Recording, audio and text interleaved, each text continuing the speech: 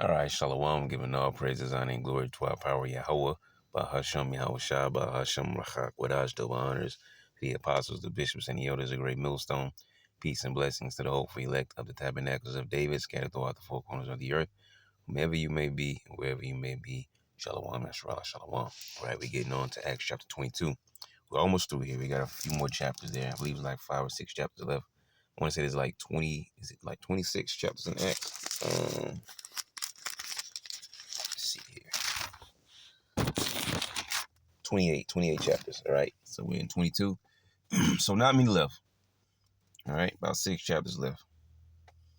So Acts 22 and 1. Let's get to it. So it says, men, brethren, and fathers, hear my defense, which I make now unto you. Now remember when we last left off, Paul was about to go into his speech.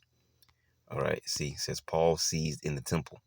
At the bottom of this chapter, all right, it says, but Paul said, I am a man which am a Jew of Tarsus, a city in Cilicia, a citizen of no mean city, and I beseech thee, suffer me to speak unto the people. Acts 21 and 40.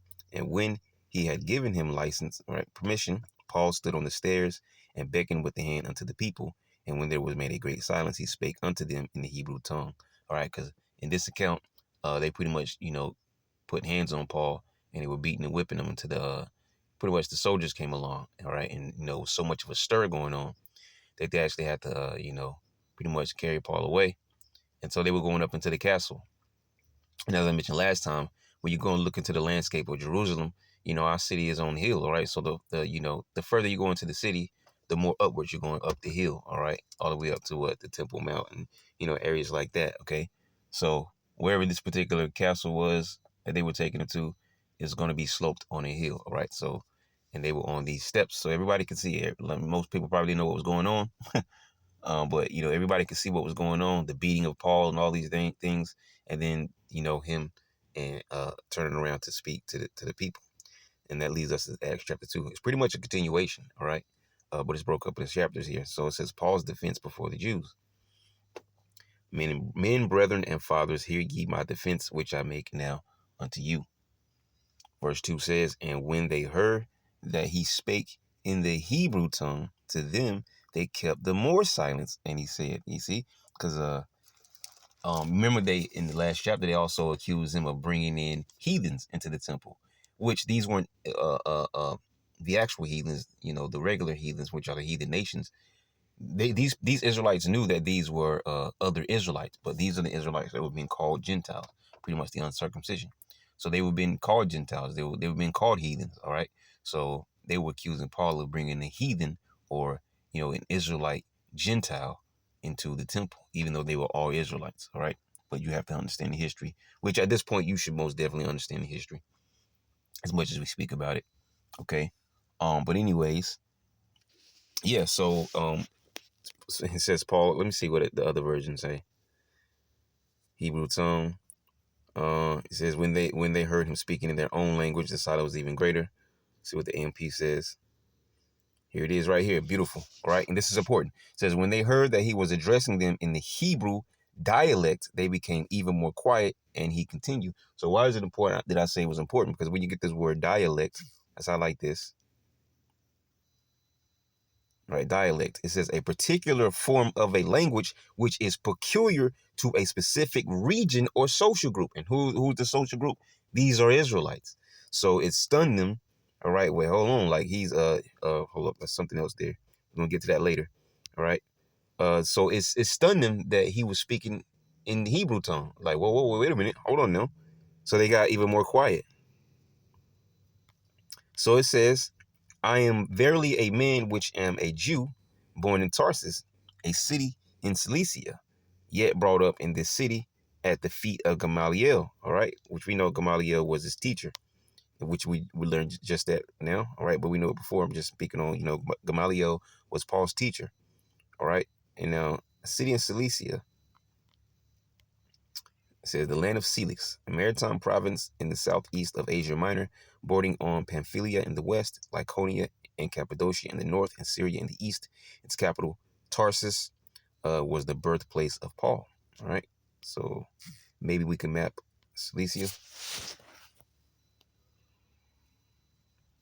All right, perfect. See these maps here? As a matter of fact, let's just pull one up. All right, Cilicia, which is basically a modern day Turkey, that southern portion there. Matter of fact, here's a better one. Show you up. See, modern day Turkey. All right. So there you go. Backing up. Okay, here we go. Backing up. So yeah, Asia Minor, Turkey, Anatolia. All right. It says born in Tarsus, a city in Cilicia. So Tarsus, wrong one. Hold on. So it says a major city in Cilicia and birthplace, an early home of Paul. Acts 9:11, 21, 39, 22, and 3. Even in the flourishing period of Greek history, it was an important city.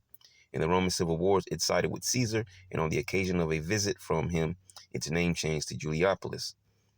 Augustus made it a free city. It was renowned as a place of education under the early Roman emperors, right? And that's important because it says Augustus made it a free city. Now, Paul mentions this at the end of this chapter, all right, how he was free born, okay? So it says, it was renowned as a place of education under the early Roman emperors. Strabo compares it in this respect to Athens and Alexandria. Tarsus also was a place of much commerce. It was situated in a wild and fertile plain on the banks of the Cydnus. All right, Cydnus or Cydnus, however you pronounce it. No ruins of any importance remain.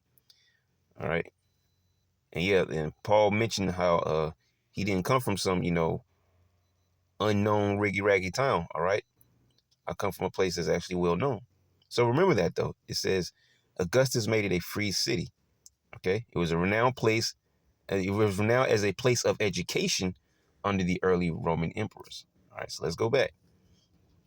So it says, yet brought up in this city at the feet of Gamaliel, which his name goes back to the Hebrew.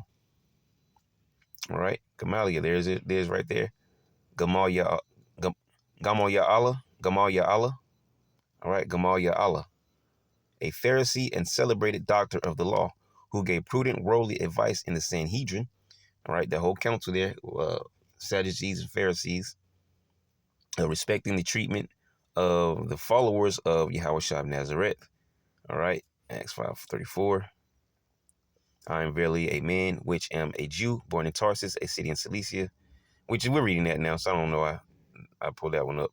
But here's the Acts 5:34. It says, then stood there up one in the council, a Pharisee named Gamaliel, a doctor of the law, had in reputation among all the people, and commanded to put the apostles forth a little space. I think that was going into account with, I think it was Peter and some others. All right. I know there was at least one other person, but yeah, he was saying that, I believe that was Peter and John, if I'm correct. But he says, be careful how how you're treating these men, because if this counsel, or if this thing be of men, it'll come to nothing. But if it be of the Most High, all right, unless you find yourselves happily fighting against the power. All right, just paraphrasing what he said there. That was Gamaliel that said that. So he says, we learn from Acts 20:23 that he was the preceptor of Paul, basically meaning his teacher.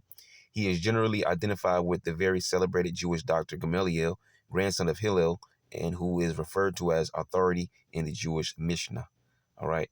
And this is a date there, AD 49. Oh, but let's get Gamaliel Allah.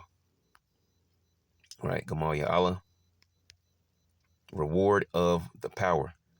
All right. And then word Gamal there you can go back to deal fully with, recompense. All right. To deal bountifully with, so on and so forth. All right. So Gamaliel Allah. His name, Gamaliel, goes back to the Hebrew. So it says he was brought up in this city at the feet of Gamaliel, and taught according to the perfect manner of the law of the fathers, and was zealous toward the Most High, as ye all are this day. Yeah, he said we're zealous. All right, so zealous, which is, we're going to talk about it down below. One burning with zeal, a zealot, used of God the highest, as jealous of any rival and sternly vindicating his control, most eagerly desires of, zealous for a thing, to inquire things, zealous of, to defend and uphold a thing, vehemently contending for a thing. And that really sums up Paul, that number 2 at the bottom. All right, as what we're speaking on. So verse 4 says, it says, and I persecuted this way unto the death. binding and delivering into prisons both men and women, as also the high priest doeth bear me witness, and all the estate of the elders, from whom also I received letters unto the brethren, and went to Damascus to bring them which were there bound unto Jerusalem for to be punished. All right, and that goes back to, we're going to get a few here. All these accounts you could date back to. All right, he says that I persecuted this way unto death. Right. So let's first get this. Acts chapter 9, verse 1 and 2. All right, it says, and Saul, yet breathing out threatenings and slaughter against the disciples of the Lord, went unto the high priest and desired of him letters to Damascus, to the synagogues, that if he found any of this way, whether they were men or women, he might bring them bound to Jerusalem. You have to understand, but you might read and say, well, wait a minute. It says he went to the synagogues, all right? Yeah, and he went to the head, the chief, all right? But you have to understand that the wicked council didn't like the talk of Yahushua. All right, they were part reason why he was persecuted and crucified. So you have to understand the persecution was all for Yahushua's name's sake. Okay, those that believed and taught Yahushua crucified. You see, so the persecution came against the followers of Yahushua, because it goes back to which the Lord Himself said it, and know that if they hate you is because they hated me first. Just paraphrasing what he said to his disciples, right? That was that was a universal message that goes to all of us. People are going to hate us for the gospel that we teach, but what we teach is the truth, and we're going to stick to it.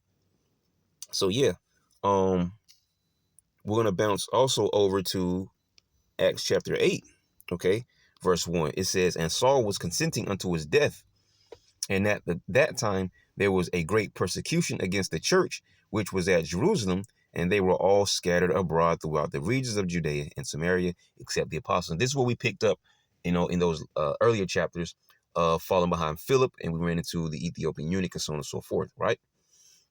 So it says, and they were all scattered abroad throughout the regions of Judea and Samaria, except the apostles who stayed at Jerusalem.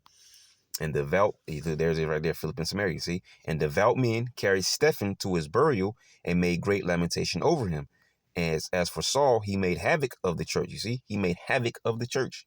We went into this, all right? To treat shamefully or with injury, to ravage, devastate, ruin, dishonor, spot, all right? So he made havoc of the church, entering into every house and hailing men, all right? Grabbing them, snatching up out the houses, and women, committed them to prison. And this goes even further back if you want to read into the situation that happened with Stephen, right? Which I guess, let's just do that real quick, because at the bottom of this chapter, all right, Acts 7, well, we're not just centered around Stephen, but the whole persecution is what we're talking about. Speaking of what Saul was speaking about when he addressed the people, all right, he was saying this is what I used to do, and so on and so forth. So let's start at 55, or well, I guess 54, because really to get more context, you got to read even up higher. But we'll just start right here where it says Stephen put to death.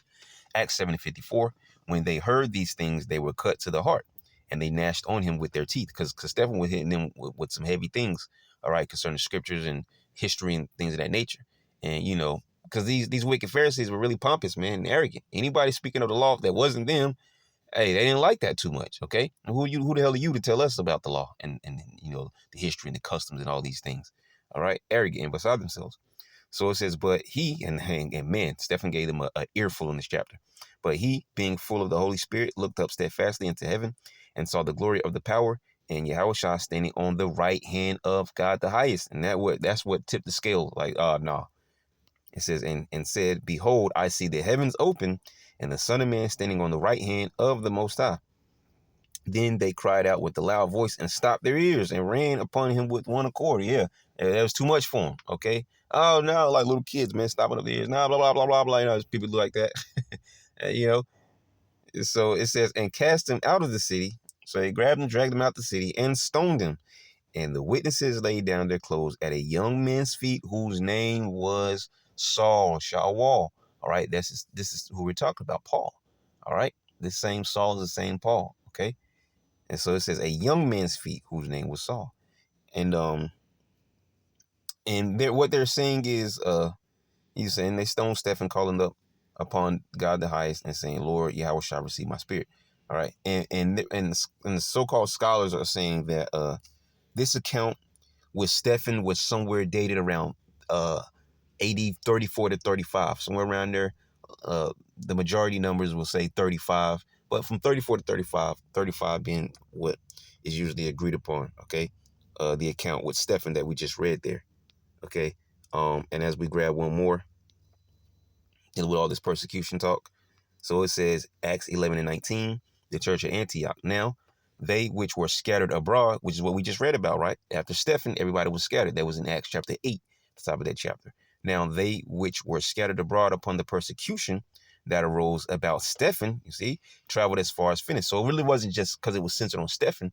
It was that Paul went to seek out, the heads of the, synagogue and so on and so forth.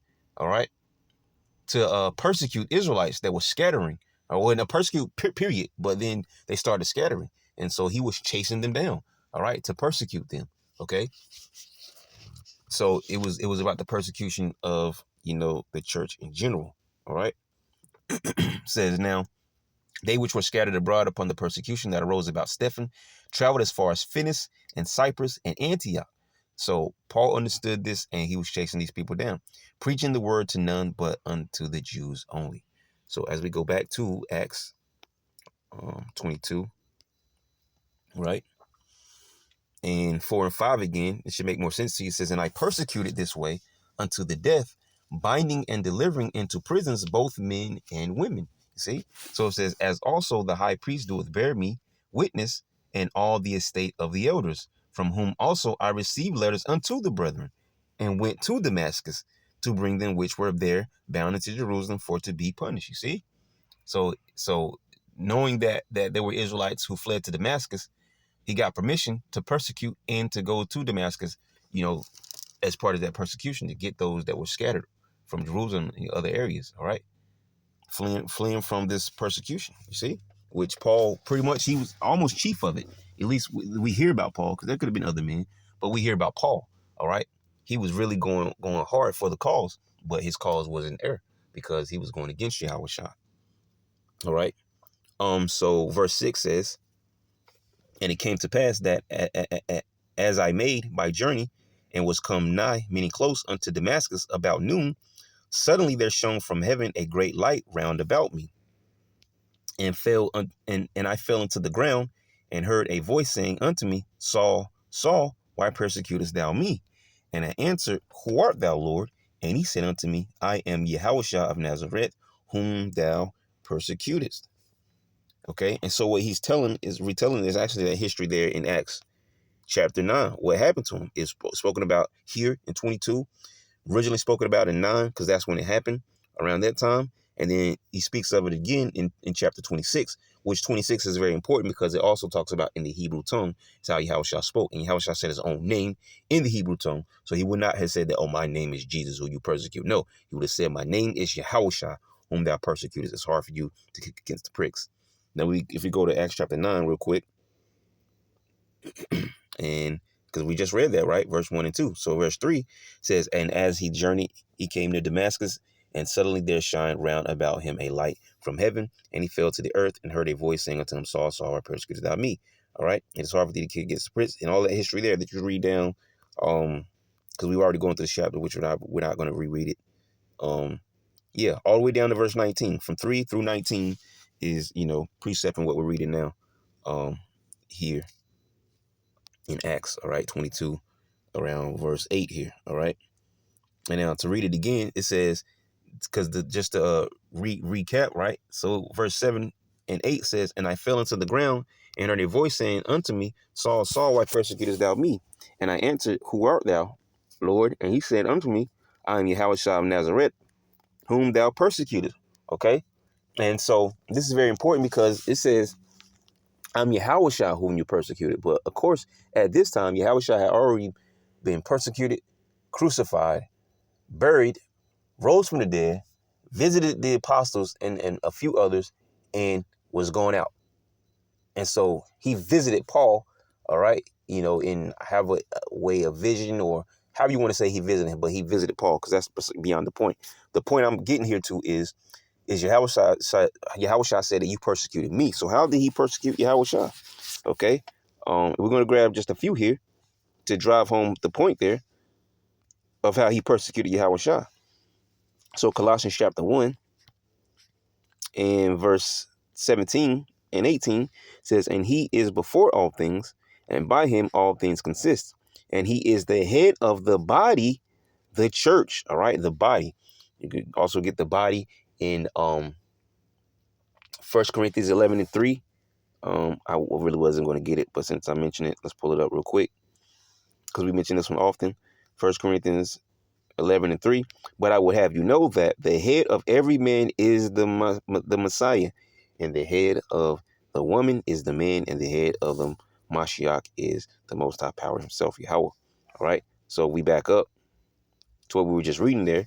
It says, and he is the head of the body, Yahushua, as we just read, 1 Corinthians 11 and 3, the church, which are, a gathering of Israelites. All right. They think today the church is a building. All right. No, it's not. A gathering of citizens called out from their homes into some public place in assembly. And we know in our ancient customs, every week, all right, well, there were multiple times a week that they would gather, but especially on the Sabbath day, everybody would come down to the temple or synagogue so they can hear the preaching of, the law and everything else, right, out of the scriptures, you see? And of course, the church is also still that today. And then it also drives it home, which it says right here in number 2, assembly of the Israelites. That's the church. That's the true church. The church of Yahushua, those that believe in Yahushua. And he is the head of the body, the church, who is the beginning, the firstborn from the dead, that in all things he might have the preeminence, right? So with that being read, we're going to also grab, what did I want? Okay, yeah, Ephesians 5 and 23. It says, for the husband is the head of the wife, which is similar to what we just read in 1 Corinthians 11 and 3. All right. Even as Hamashiach is the head of the church, and he is the savior of what? The body, because the body is the church, right? So now to drive our point home of what we were making here, what did Yahushua mean by you persecuted me? What he said to Paul. So if you go to Matthew 25, which we just read yesterday account, right? Matthew 25 and 41, it says, then shall he say also unto them on the left hand, depart from me, ye cursed, into everlasting fire, prepared for the devil and his angels. For I was in hunger, and ye gave me no meat. I was thirsty, and you gave me no drink. I was a stranger, and ye took me not in. Naked, and ye clothed me not. Sick, and in prison, and ye visited me not. Then shall they also answer him. Then shall they say also answering him. Then shall they also answer him, saying, Lord, when saw we thee in hunger, or thirst, or a stranger, or naked, or sick, or in prison, and did not minister unto thee? Or in our particular point that we're making, when did we persecute you? You see? It says, then shall he answer them, saying, verily I say unto you, inasmuch as ye did it not to one of the least of these, ye did it not to me. And these shall go away into everlasting punishment, but the righteous into life eternal. And if you read up above this, I read it's like that for a reason. All right. When you go back to the other portion of it. All right. So it says in verse 35, moving back up, it says, for I was in hunger, and ye gave me meat. I was thirsty, and ye gave me drink. I was a stranger, and ye took me in. Naked, and ye clothed me.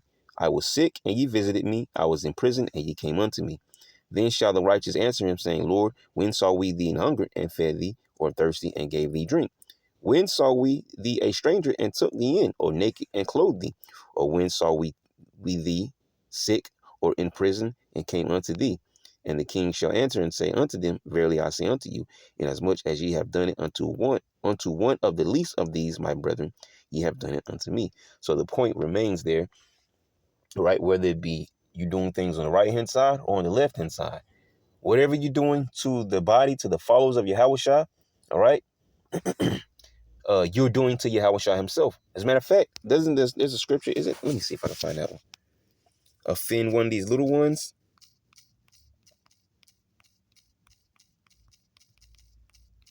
I'm not sure if the blue letter give it to us. I know how it is. Hopefully we can pull it up. Yep, Matthew 18:6. But whoso shall offend one of these little ones which believe in me, it were better for him that a millstone were hanged about his neck, and that he were drowned in the depth of the sea. See? So Paul understood how low it made him feel that he persecuted the church for believing in Yahushua, and then Yahushua actually came to him, which made him a believer, and then he commanded him to go do this, and that, and he said that you're going to suffer many things for my name's sake. So Paul always had that in the back of his mind, and how low that might have made him feel, right? So as we can go back now to Acts 22, so we made that clear point there. All right. And continue on. Verse 9 says, and they that were with me saw indeed the light and were afraid, but they heard not the voice of him that spake unto me. All right. So it was meant for Paul directly, right? Verse 10 says, and I said, what shall I do, Lord? And the Lord said unto me, arise and go into Damascus, and there it shall be told thee of all things which are appointed for thee to do, which is crazy because if you think about it, where was Paul's destination to persecute the church? He was headed to Damascus to go and drag individuals out of their home, Israelites out of their homes, man, and bring them down and whatever else, he was going to, do to them, right?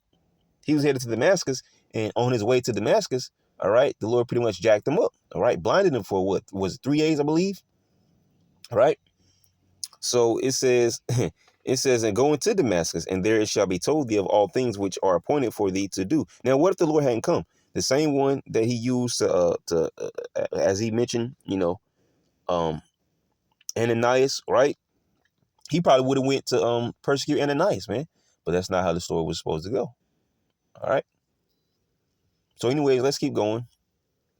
Yep, verse 11, and it says, and when I could not see for the glory of that light, being led by the hand of them that were with me, I came into Damascus. And one Ananias, a devout man, according to the law, having a good report of all the Jews which dwelt there, came unto me and stood and said unto me, Brother Saul, receive thy sight. All right. So he probably said, I don't know, probably said, Akia Shawwal or something like that. Says, receive thy sight. In the same hour, I looked up upon him. Okay. It says, and he said, the God of our fathers had chosen thee, that thou shouldest know his will and see that just one, and shouldest hear the voice of his mouth. Now, again, we're recapping, basically what we just talked about in Acts chapter 9 from 3 to like 19. All right. You can go reread. Says verse 15 says, for thou shalt be his witness unto all men of what thou hast seen and heard.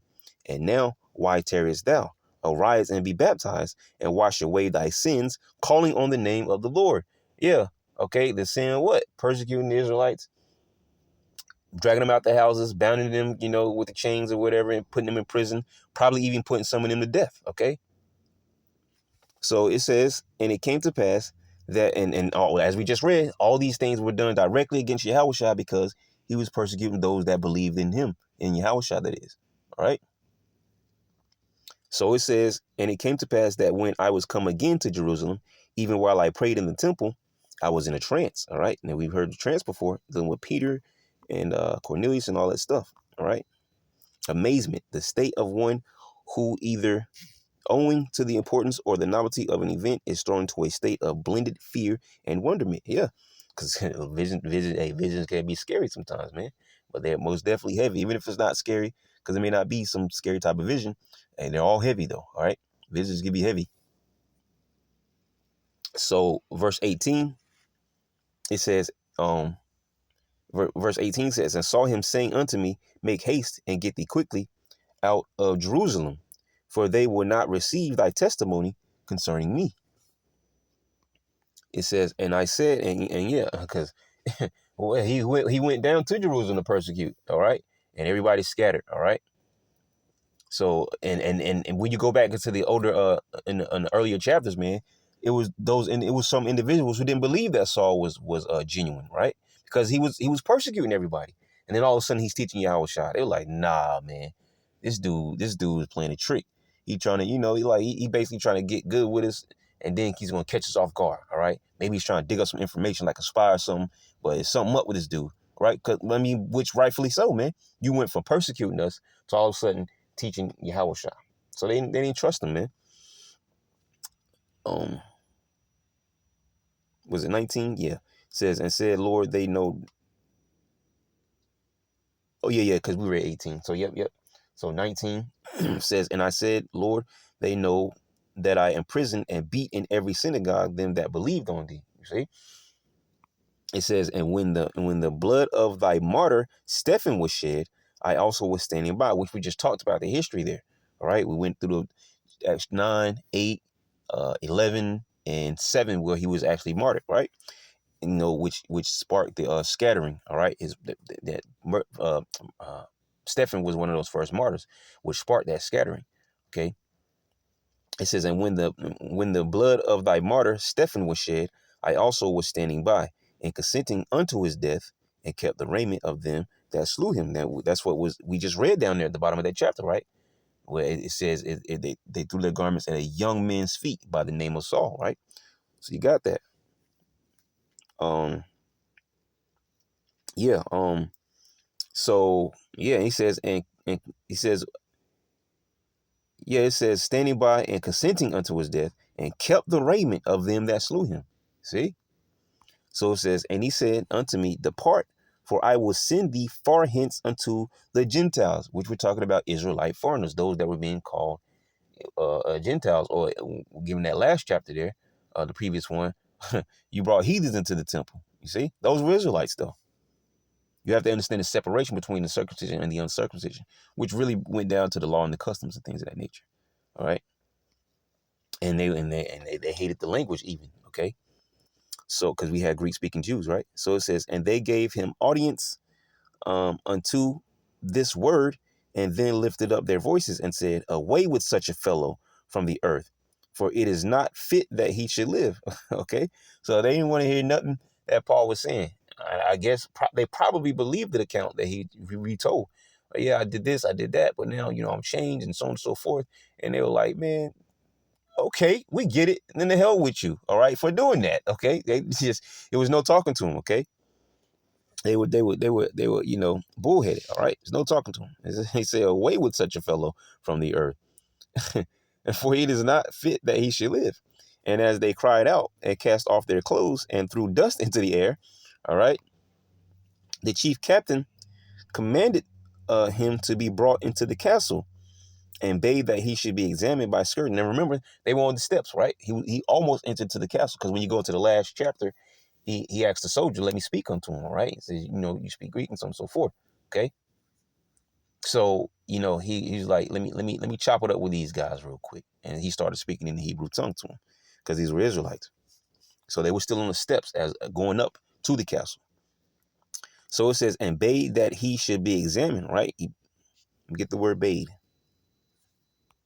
epo or epo, to speak or say, right? That he should be examined by scourging. Okay, we can get the word scourging, which we've gone into this before. The word as mastics, a whip, a scourge, metaphorically a scourge, a plague, a calamity, misfortune, especially sent by God to discipline or punish. And we're dealing with the first one, a whip, a scourge. Okay, and you had different forms of whips. Okay, so going back, it says that he might know wherefore they cried so against him. All right. So basically, all right, so let's read it again. It says, the chief captain commanded him to be brought into the castle, and bade that he should be examined by scourging, that he might know wherefore they cried so against him. So basically, he's like, whip his ass. All right. So make him tell the truth. It's like a torture method. Okay. Like they would do. All right.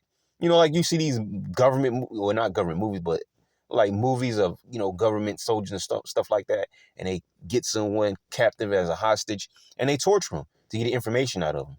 Okay. And look, if you just do this now, I want to, you got 3 fingers left. I want to cut off another one. You just tell me the truth and I'll let you go and you live. And they tell them the truth. Finally, they break.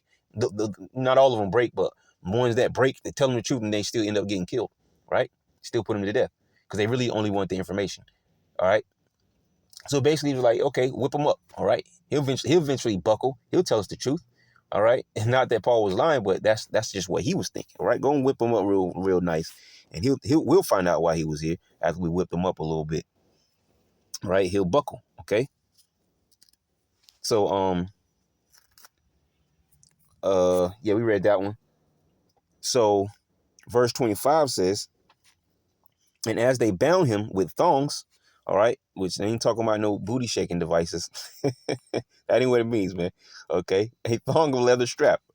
All right. So it says of the thongs or ties by which sandals were fastened to the feet. And then it says in the New Testament of the thongs with which captives or criminals were either bound or beaten. So really it's just talking about a thin strip of material, which in particular I'm talking about leather. All right. So you understand why they call a thong, because it's a thin strip of, underwear material. But that's not what it's talking about. All right. And bind them with some underwear. Okay. These were leather straps, thin leather straps. All right. So it says, and as they bound him with thongs, Paul said unto the centurion that stood by, is it lawful for you to scourge a man that is a Roman and uncondemned? All right. Now, this here, let's get verse 26 real quick. It says, when the centurion heard that, he went and told the chief captain, saying, take heed what thou doest, for this man is a Roman. All right. Now, Paul, we know that Paul had Roman citizenship. So this is very important here. And going back to, it tried to, give it up too quickly. Something I was looking into, the Valerian and Porcian laws. All right. Now, I'm not saying that this is what Paul was under. I'm just mentioning this. All right. For sake of the talk about, Roman laws and things. All right. So it says the Valerian and Porcian laws were Roman laws passed between 509 BC and 184 BC. They exempted Roman citizens from degrading and shameful forms of punishment, such as whipping, scourging, or crucifixion. They also established certain rights for Roman citizens, including provocatio, the right to appeal to the tribunes of the plebes. Right, let's go into that. The tribune of the plebes, all right? It says tribune of the plebes or tribune of the people or plebeian tribune, all right? Latin tribunus plebis was the first office of the Roman state that was open to the plebeians and was throughout the history of the Republic, the most important check on the power of the Roman Senate and magistrates. These tribunes had the power to convene and preside over concilium plebis, or the people's assembly, to summon the Senate, to propose legislation, and to intervene on behalf of the plebeians in legal matters. But the most significant power was to veto the actions of the consuls and other magistrates, thus protected the interests of the plebeians as a class. The tribunes of the plebes were typically found seated on special benches, such set up for them in the Roman Forum. The tribunes were sacrosanct, meaning that any assault on their person was punishable by death. In imperial times, the powers of the tribunate were granted to the imperium as a matter of course, and the office itself lost its independence and most of its functions. Now, I'm not saying this is all dealing with Paul. We was going into that. All right. So the tribunes of the plebes. So it says the Valerian law also made it legal to kill any citizen who was plotting to establish a tyranny. This clause was used several times, the most important of which was its usage by Julius Caesar's assassins. All right. So when you go down to, you can read the Valerian law yourself. We want to get down to this Porcian laws. So it says the Porcian laws, all right, Legis Porciae, says were 3 Roman laws broadening the rights of the Valerian law. All right, so basically an extension of the Valerian. You can read that on your own time. All right, we're not going to do it now. I just want to get to the points here so we can go back,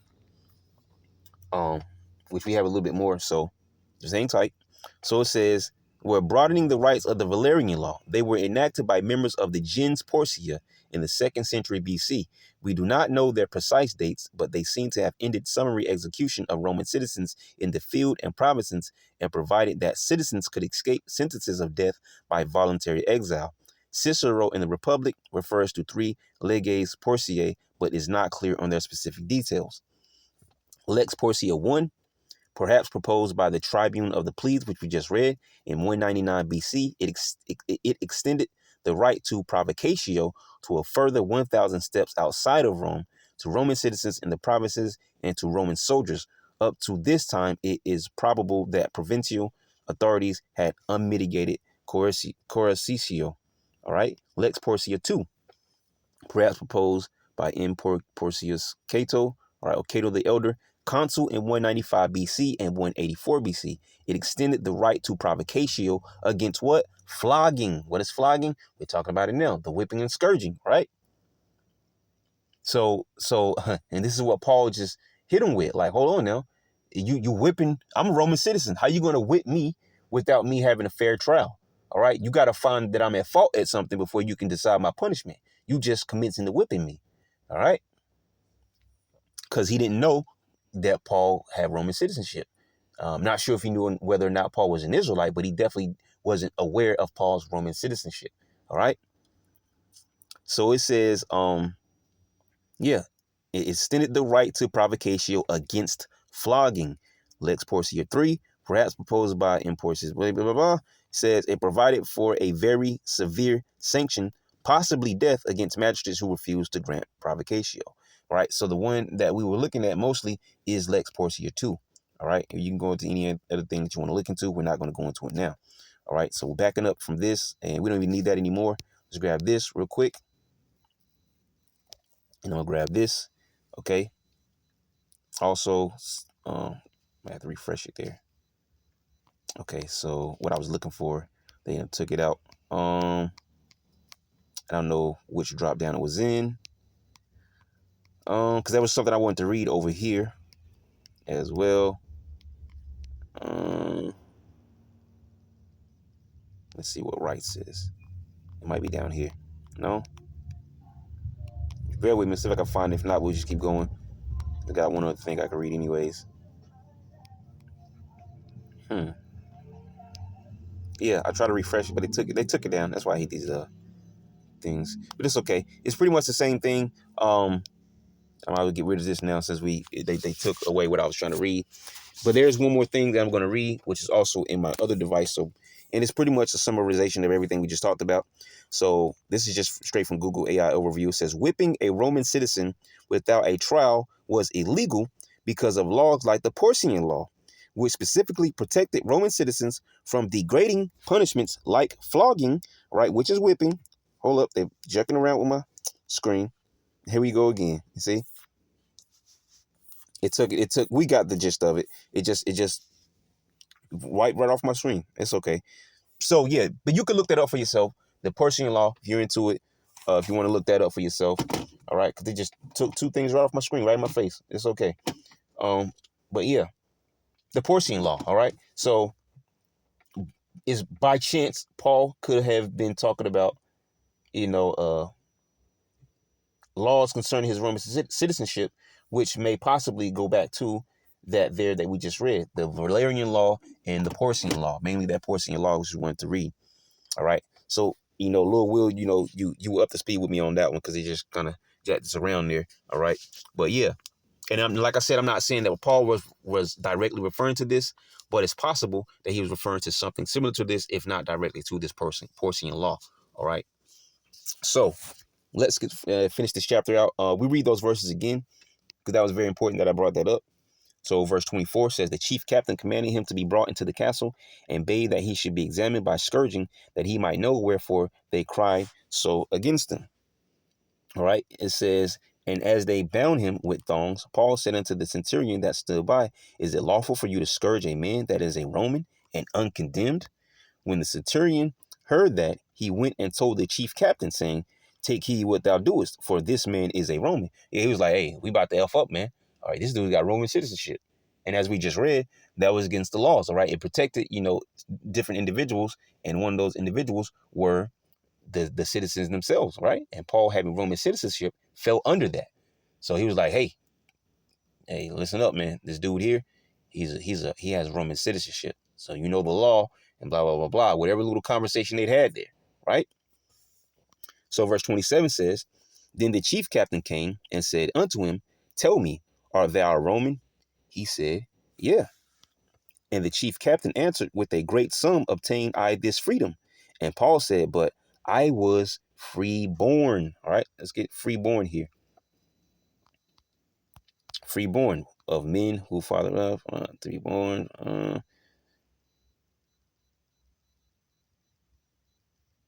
So it's not really going into that particular thing. It's more dealing with a spiritual thing there on that one. So yeah, but you get what he means when he says freeborn. And I also want to read this real quick. Let me see what the AMP says first. I want to get the NLT. Let's see what the AMP says first. Verse 28. Then says the commander replied, I purchased this citizenship of mine for a large sum of money. So how did you acquire yours? Paul said, but I was actually born a citizen. Let's get the NLT. Verse 28. So it says, I am too, the commander muttered. Right? So the commander went over and asked Paul, tell me, are you a Roman citizen? Yes, I certainly am, Paul replied. I am too, the commander muttered, and it cost me plenty. Paul answered, but I am a citizen by birth. Right? And I think we went into that earlier. All right. Yeah. In the earlier definition, remember, it was, who was it that we spoke about? Was it Augustus, Claudius, one of those two that we spoke about, who actually made that particular province that Paul said he was from? He declared it a free city or something like that. All right. And Paul had Roman citizenship. So him being freeborn, all right, you get the kind of gist of, Paul wasn't just saying something to be saying it, right? He really had Roman citizenship. He said he was freeborn. He was freeborn, so on and so forth. All right. So these things, it cut heavy into to these soldiers here and the chief captain, because them obviously knowing the Roman law, they were like, oh man, we can get in trouble behind this. All right. So that's why that soldier went quickly to the chief and was like, hey, this dude is a Roman citizen. So let's read it again. It should make more sense to you. So it says, when the centurion heard that, he went and told the chief captain, saying, take heed what thou doest, for this man is a Roman, is a Roman. Then the chief captain came and said unto him, tell me, art thou a Roman? He said, yeah. And the chief captain answered, with a great sum I obtained this freedom. And Paul said, but I was freeborn. Right? Verse 29 says, then straightway they departed from him, which should have examined him. And the chief captain also was afraid, you see, because of that law, all right? After he knew that he was a Roman, you see, and because he had bound him, all right? He basically bound him and began to persecute him without him having a free trial, and that was against the Roman law. And Paul had Roman citizenship, so he used that in this particular moment, all right? Because if he hadn't, they would probably, whip the skin off his back or whatever, probably, beat him very, very, severely and sorely. So Paul used that Roman citizenship, as a a talking point to these individuals here. So verse 30, last verse, it says, on the morrow, the next day, because he would have known the certainty where he was accused of the Jews, he loosed him from his bands and commanded the chief priests and all their council to appear and brought Paul down and set him before them. So you see what's going on now. Let's read this in the NLT. We'll close it out. So it says, the soldiers who were about to interrogate Paul quickly withdrew when they heard he was a Roman citizen, and the commander was frightened because he had ordered him bound and whipped. You see? Then it says, Paul before the high council. The next day, the commander ordered the leading priest into session with the Jewish high council. He wanted to find out what the trouble was all about. So he released Paul to have him stand before them. All right? So see, now he's doing things the right way. Because before, he took him inside the council, was like, just whip his ass a little bit. He'll tell us. But then he found out he was a Roman citizen. He was afraid. And so the next day, he did things the right way. Let's go and hear both sides of the story so we can find out what's going on here. But that's the end of Acts chapter 22. Lord, will you edify? We're going to leave it at that. Shalom.